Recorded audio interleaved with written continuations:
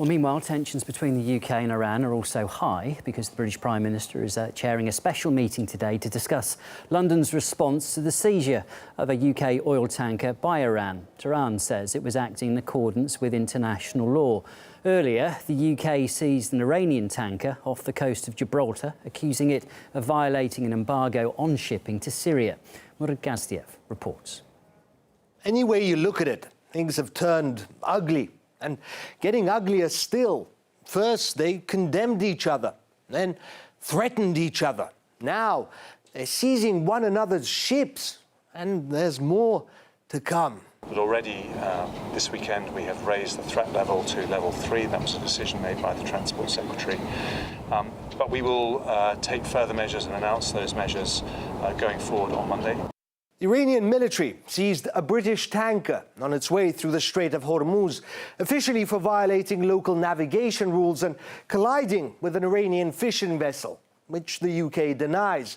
The tanker is now anchored at an Iranian port with an investigation underway. And Tehran is warning the UK, rein in your warhawks, those presumably who'd like to get physical, those dancing to the White House's strings.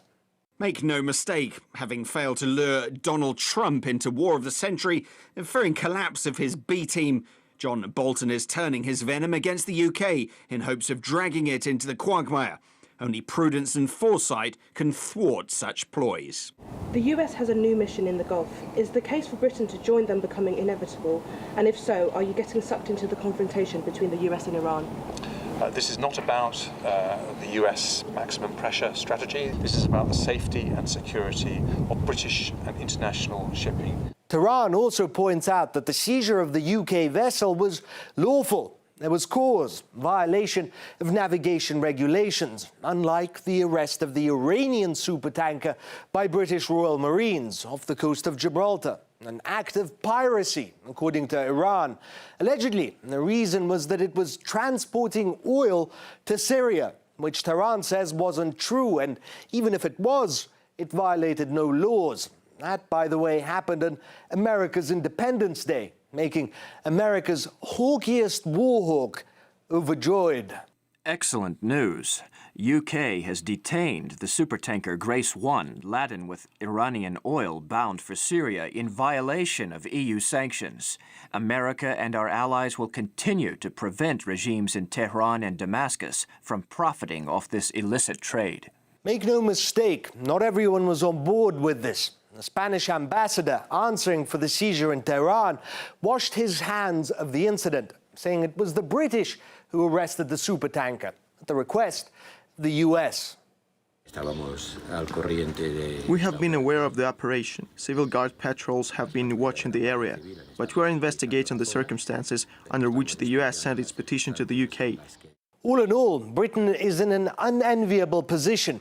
They never wanted this standoff. London wanted to preserve the Iranian nuclear deal, which Trump torpedoed. Fast forward to today, and Britain is at the forefront of a conflict it never wanted, dancing to strings it doesn't control. What we need to avoid, and I'm pleased that some Conservative MPs have also spoken out on this, what we need to avoid is a kind of escalation and being dragged in by Donald Trump to something which could be very dangerous. It's certainly a headache for the British government. A new, untried incoming Prime Minister, a nation preoccupied with the disaster that is Brexit, and on top of all of that, mired in a rapidly escalating standoff with Iran, made worse by the fact that the Royal Navy is a shadow of its former self, unable to safeguard British shipping. As I said, things have turned ugly.